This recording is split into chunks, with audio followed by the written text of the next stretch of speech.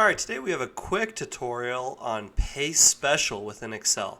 We're just going to go over the keyboard shortcut. It can be super useful and over the long run it's going to save you a lot of time.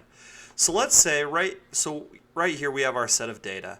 We have a column here that sums the adjacent quarters to get a total for each store, right?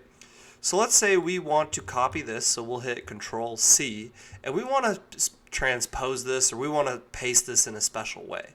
So first we need to determine where we want to paste the data, so we'll just say right here, and we'll hit Control Alt V, and that will bring up paste special.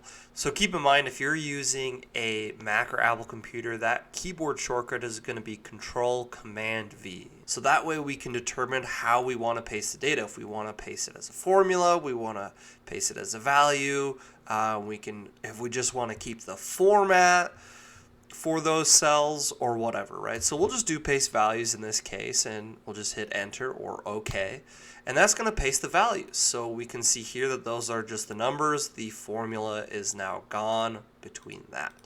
So just a super simple way to bring up paste special so that you can use it and paste the data that you've copied however you like. Thanks for watching and have a great rest of your day.